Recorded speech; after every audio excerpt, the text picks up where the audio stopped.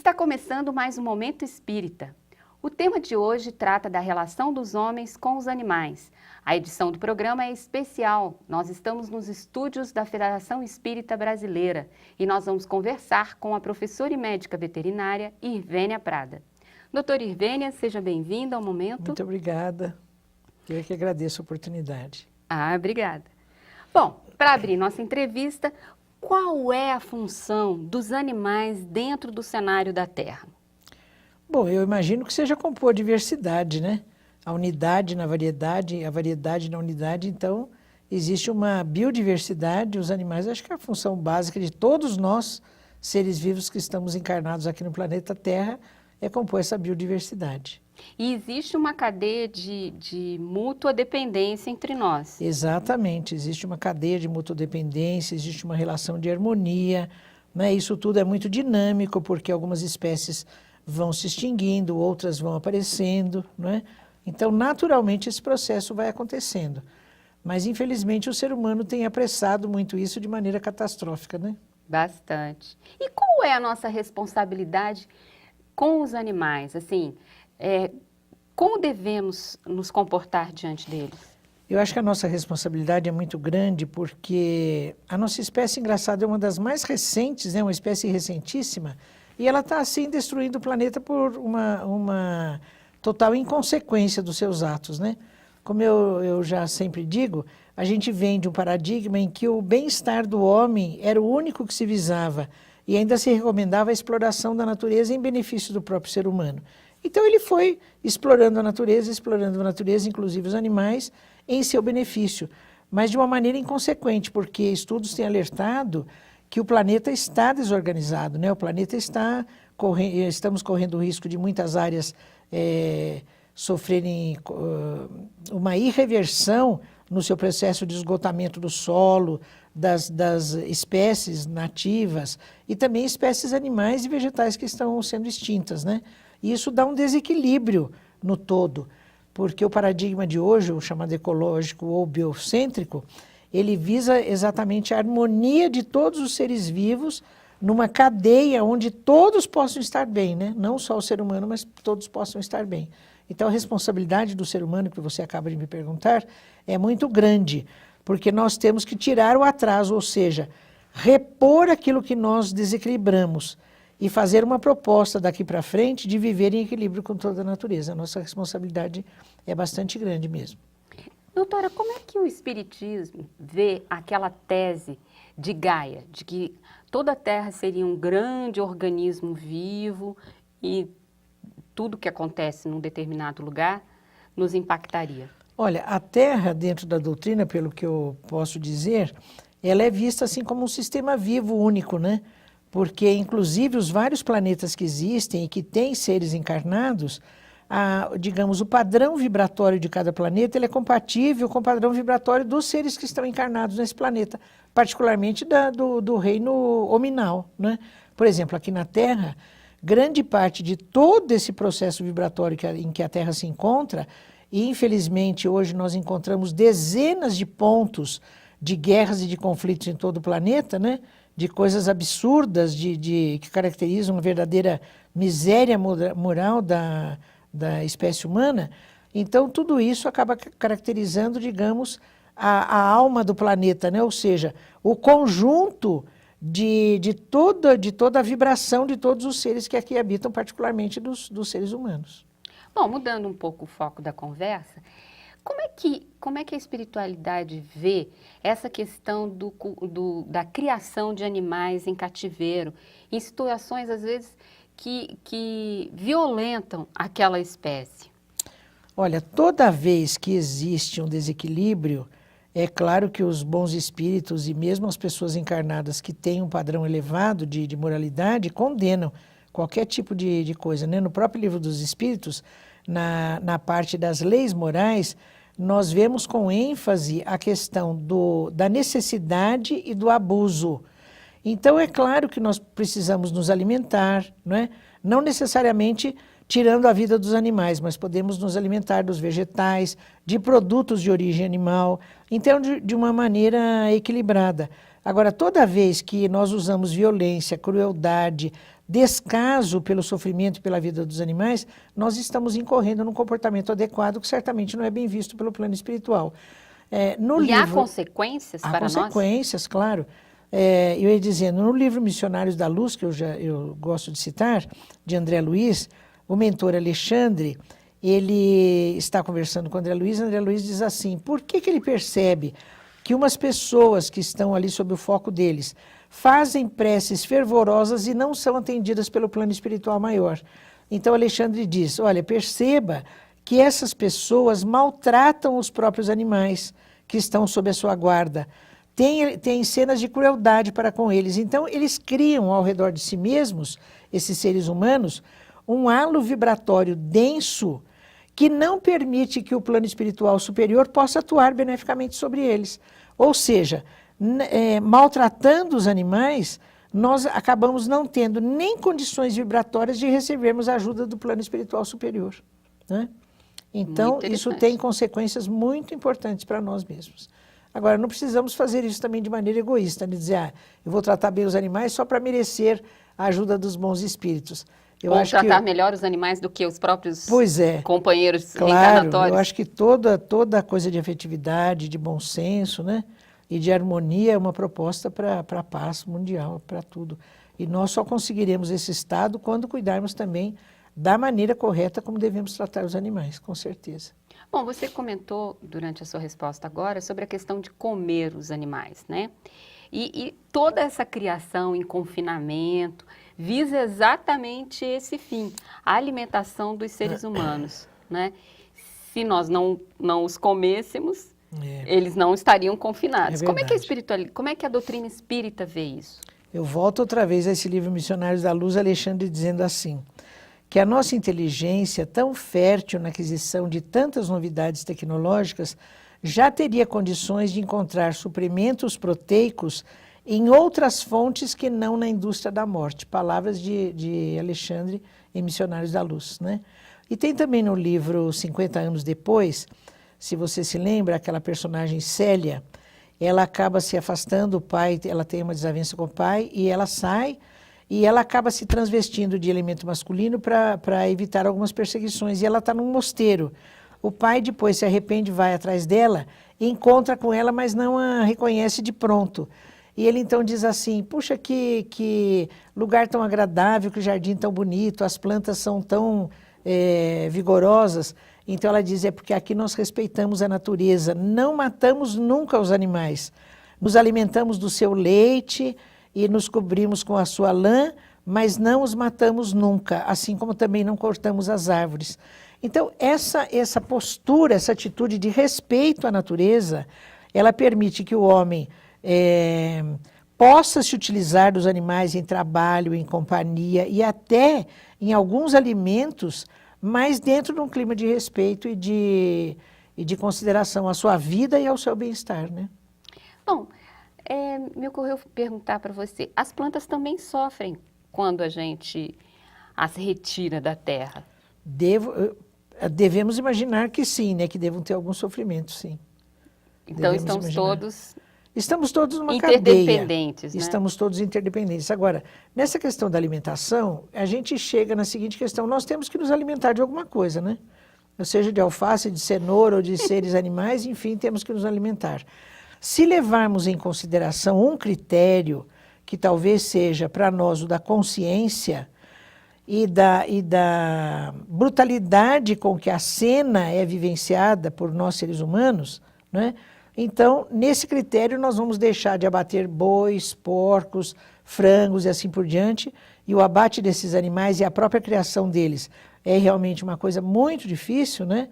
Para então chegar e nos alimentarmos de pé de alface, de frutos e de coisas do tipo, né? É uma opção que nós fazemos que acho que digamos, mais adequada, né? A uma proposta de harmonia com toda a natureza. Agora, tem aqueles mais extremistas que falam assim, bom, eu não mato o pé de alface, nem mato nada, então vai lá no pé de alface, tira algumas folhas, mas deixa o pé de alface, né? E se alimenta de frutos e de grãos e assim por diante, sem que haja a total extinção da fonte de alimentação naquele momento. Na nossa civilização atual, isso é muito complicado, né? Porque nós fazemos tudo errado. Por exemplo, essas monoculturas de cana, de soja, são um desastre Para os ecológico, animais, né? inclusive, né? Para todos, para os seres humanos, inclusive, porque eu uso uma área do planeta Terra que é muito grande e desestabiliza todo o nicho ecológico, né? Então, como nessas grandes criações um grande elemento que se visa é a parte econômica, fica muito difícil se fazer esse procedimento de outra maneira. Então, a parte econômica é sempre muito visada, né? Mesmo em relação aos animais. Os animais são criados de maneira que se extraia deles o máximo possível de rendimento econômico. Num custo mais Num baixo. custo mais baixo. Então, nós temos que abdicar disso e entrar num terreno de respeito aos animais, mesmo criando os animais, aqueles que não têm dieta vegetariana, mas dentro de uma coisa menos abusiva do que acontece atualmente. Bom, trazendo um outro exemplo, e como é que é vista pela doutrina espírita a questão dos experimentos com os animais? Ratinhos, macacos, enfim. Olha, eu não encontrei nada na doutrina, nas obras básicas, especificamente em relação a isso, né? A chamada vivissecção, que é um rótulo que se dá a todo procedimento que utiliza animais, né? Seja em pesquisa, seja mesmo para fins didáticos. Mas eu volto a dizer, tudo aquilo que sai da necessidade e cai no abuso, o próprio Livro dos Espíritos, nas questões morais, ele faz uma séria advertência em relação a isso, né? Então, é claro que não tem uma cartilha dizendo, olha, isso é necessidade, isso é abuso. O próprio Livro dos Espíritos diz, o nosso bom senso, a nossa consciência, é que a cada momento, em cada situação, vai definir o que é necessidade e o que é abuso. Atualmente, o que se faz em ciência está no campo do abuso, né? Está no campo do abuso. A gente vê esse modelo de usar animais, ele tem não mais do que uns 200 e poucos anos.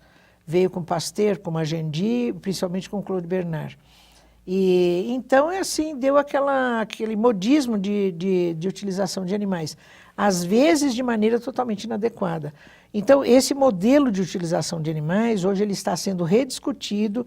Eu acabo de vir lá de Porto Alegre, teve um encontro de bioética na Faculdade de Medicina, lá da Fundação, e eu participei de um longo debate de 2 dias com muitas pessoas de vários segmentos a respeito disso, né? Então, existe uma proposta de rediscussão disso e de tomada de novos rumos. Em todo o mundo, não é só aqui, em todo o mundo.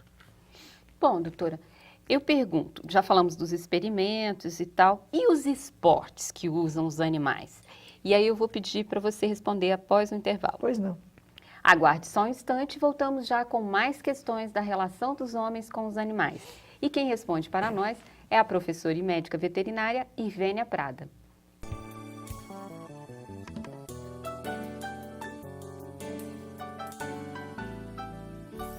A Fratelli, divulgadora cultural e educativa, vem propor a você uma visão holística da vida, o equilíbrio entre corpo, mente e espírito, a harmonia entre ciência e religião. Agora, a Fratelli coloca à sua disposição essa preciosa fonte de informação e de meditação. São mais de 80 títulos em VHS, DVDs e CDs para você. Para adquirir nossos produtos, escreva para o nosso endereço contato@fratelliespiritualista.org.br.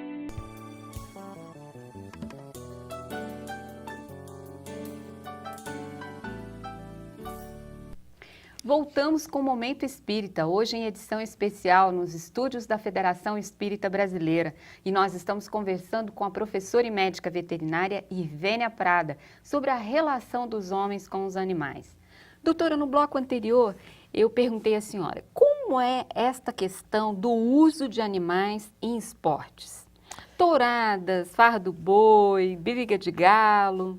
Eu não sei se a gente pode chamar de diversão humana uma coisa que se faz à custa do sofrimento e às vezes da vida dos animais, né? Então coisas como rinha de galo, que já estão proibidas, eu acho que em todo o território nacional, rinha de pitbull, que é outro absurdo, né? Farra do boi, que é uma tradição açoriana que acabou se fixando lá no litoral de Santa Catarina, que também é um total e completo absurdo. As touradas, e outros né? esportes como touradas, o próprio rodeio, rodeio e tudo. Então, são coisas que nós temos que... Animais em circo, né? Aquelas pilhas de elefante em banquinho de circo, não tem condições disso mais, né? Não tem. Então, nós temos que rever todas essas coisas. Temos que rever tudo em relação aos animais, né? a produção de animais para consumo de produtos de origem animal, a participação dos animais em esporte, a participação de animais, a utilização de animais em pesquisa e ensino. Então temos que rever aí uma série de coisas, né? Até para vestimenta, peles, né? Utilização de animais como testes para cosméticos, isso tudo tem que ser revisto porque a própria humanidade não aguenta mais esse tipo de coisa, né? Quando a gente conta para as pessoas como é que os coelhos são subjugados, são contidos e os olhos deles são abertos e se pingam aqueles produtos cosméticos que geram processo inflamatório, geram uma porção de coisas para ver o grau de toxicidade dos produtos, de irritabilidade. Isso é uma coisa que nós não temos o direito de fazer isso com os animais, né? Nós temos que rever tudo isso e certamente o plano espiritual também tem essa postura de tudo que é violência, tudo que é agressividade, eles certamente são contrários a todo esse tipo de coisa, né? E os zoológicos? Como é que a senhora vê essa questão dos zoológicos? Olha, eu estive próxima do Zoológico de São Paulo durante um período. Eu fui presidente do Conselho Orientador, que era o conselho que gerenciava toda a parte de pesquisa, e também substituí o diretor no final da década de 90 no Parque Zoológico de São Paulo. Então, eu sempre depois do almoço eu saía pelos recintos andando e analisando as coisas, e hoje eu tenho a seguinte postura: eu acho que o zoológico tem uma vocação que ela vem mudando na sequência dos tempos. Primeiro o zoológico surgiu como um depósito de animais no pós-guerra, né? Até para evitar a extinção e evitar que os animais se dispersassem. Depois ele ficou com essa prateleira de animais em exposição e assim por diante. Depois ele foi mudando de perfil, então ele deixou de ser uma atividade turística para ser uma atividade de cultura, né? Mesmo o Zoológico de São Paulo ainda é submetido à Secretaria de Turismo, o que eu acho que é uma inadequação, porque ele é uma entidade cultural. Então, o zoológico, ele se adaptando como entidade cultural e mesmo científica, eu acho que é a vocação dele. Mas, assim, Algumas espécies, algumas espécies eu acho que nós podemos manter em zoológico, outras espécies não. Por exemplo, você ter um gorila em zoológico durante 30 anos sozinho, não tem a menor condição. Grandes felinos também não.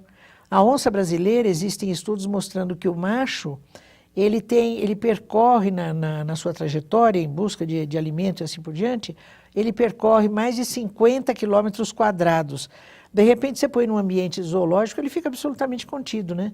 Então, nós temos que rever algumas espécies, eu acho que podem ser mantidas e outras não.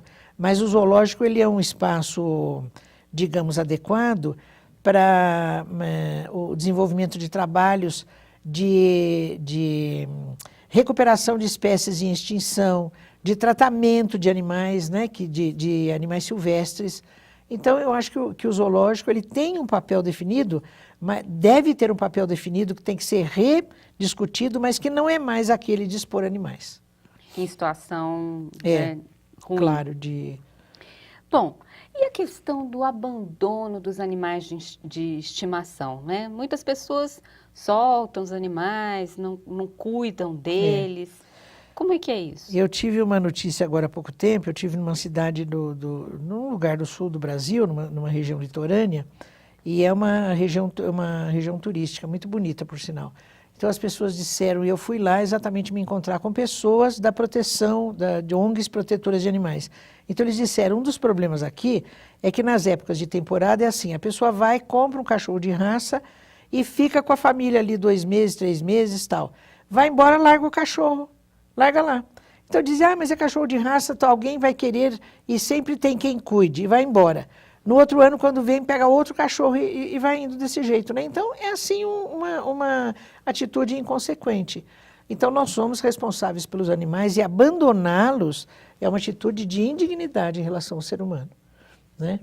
É uma atitude desprezível. Nós temos que ser responsáveis por aqueles que nós trazemos para dentro do nosso lar, da nossa casa, da nossa responsabilidade. Bom, retomando uma outra linha, como é que é essa questão do processo de extinção dos animais, né? Porque existe um processo natural de extinção dos animais, Mas a gente tem contribuído um pouco para o Bastante, desaparecimento. bastante. Como é que é isso na economia espiritual? Olha, eu acredito que os bons espíritos estão concordantes com o seguinte pensamento, né? Sempre que nós contribuímos para a extinção de espécies animais, essa violência que nós praticamos em relação à natureza, não só espécies animais, mas espécies vegetais também, né? Devastando verdadeiros santuários da vida, como é a floresta amazônica, como é a Mata Atlântica, né?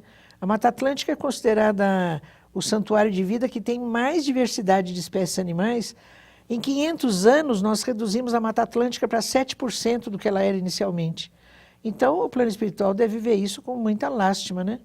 Então, é nossa responsabilidade também rever esse assunto, mas, felizmente, pelo menos uma parte da população mundial está atenta a isso, né?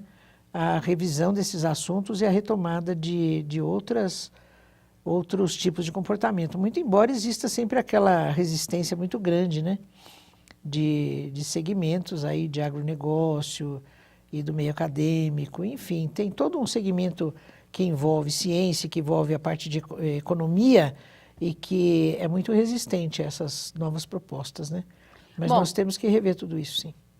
Seguindo essa questão do agronegócio, os animais também, eles têm passado por testes para aperfeiçoamento das espécies, né? Dando características mais econômicas, né? Economicamente mais viáveis. Mais viáveis. Né? Como é visto isso? É visto sob essa mesma ótica, né? Tudo que se faz dentro que cai no abuso, né? É completamente mal visto por qualquer pessoa que tenha um nível de moralidade maior, né? Por exemplo, esses clones, né, nos animais, eu não sei para que fazer clone do que, para quê, né? Por exemplo, clone de bovino, clone de carneiro, isso é uma coisa que em reprodução se faz com tanta facilidade, a reprodução desses animais, né? Então, clones, a utilização de clones, essa coisa toda, essa coisa brincando na genética, eu acho isso uma coisa muito séria, sabe? A gente precisa ter mais seriedade em discutir esses assuntos. Isso teria alguma consequência espiritual para nós? Ou para eles? Para eles e para nós, né? Para eles porque todo o patrimônio genético da espécie acaba sendo alterado. Você veja, agora existem várias espécies animais transgênicas.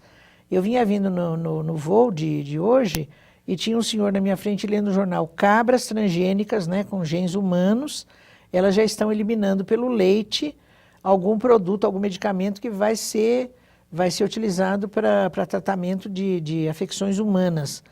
Então, isso eu acho que é uma coisa muito séria, muito difícil, porque você não sabe qual é a consequência disso, né? De você introduzir genes interespécies. Eu acho que é uma coisa muito difícil, sabe? Eu acho que nós não temos maturidade nem tecnológica, nem dos efeitos que isso vai ter lá na frente para fazer isso da maneira como isso é feito.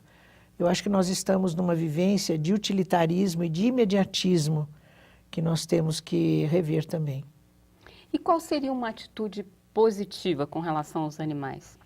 Atitude de respeito em relação ao sofrimento deles, à capacidade de sofrimento, em relação ao direito que eles têm à própria vida, né?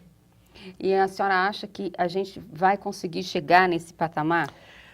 Eu acho que nós vamos conseguir chegar, sim, porque uma coisa que está sendo feita, por exemplo, para que os animais não sejam utilizados ou sejam menos utilizados em pesquisa, é a busca de métodos alternativos e substitutivos. Método alternativo é quando você usa uma espécie que é considerada na escala zoológica, entre aspas, né, que isso é uma convenção, é um animal inferior. Então, ao invés de você usar, por exemplo, uma cobaia, um rato, um cão, você usaria um ovo embrionado, por exemplo, né? Então, é um ser vivo, mas, digamos, de um nível evolutivo mais baixo, que teria um nível de consciência menor. É um critério, assim, convencional. E outra coisa seriam os métodos substitutivos. Ao invés de usar qualquer ser vivo, usam-se outros métodos que já estão sendo propostos. Então, modelos de computação, modelos matemáticos. Então, outras alternativas que não usam seres vivos. E já existem vários, sabe? Existem verdadeiras cartilhas e livros publicados dos métodos alternativos e substitutivos que já existem. Então, eu acho que a saída vai ser por aí. Alguns processos vão ser mais difíceis de serem substituídos, né? Alguns processos, mas outros com certeza vão acontecer. Quais seriam os que não poderiam? Por exemplo, quando eu era estudante, ainda nos últimos anos do meu curso, que foi na década de 60, a pesquisa de vacina contra a febre aftosa dos bovinos, ela era feita em coelhos recém-nascidos e era feita em bezerros mesmo, em animais. Hoje ela é feita com um cromossoma de um gene de uma bactéria, uma coisa assim, né? Então é um outro processo completamente que não tem nada a ver com inocular bezerros, inocular coelhos. Então já foi um método que foi por um outro lado, né? Então talvez algumas coisas relacionadas a vacinas, o pessoal que defende o uso de animais ainda diz que muitas coisas ligadas a vacinas, ligadas a testes de medicamentos, talvez ainda demore mais tempo para se encontrarem métodos substitutivos, né? Mas certamente eles devem acontecer. Doutora Irvênia, muito obrigada pela sua participação no Momento Obrigada, Espírita. eu é que agradeço, viu, a oportunidade de divulgar esse assunto. Obrigada. E nós convidamos você para o nosso próximo encontro. Obrigada.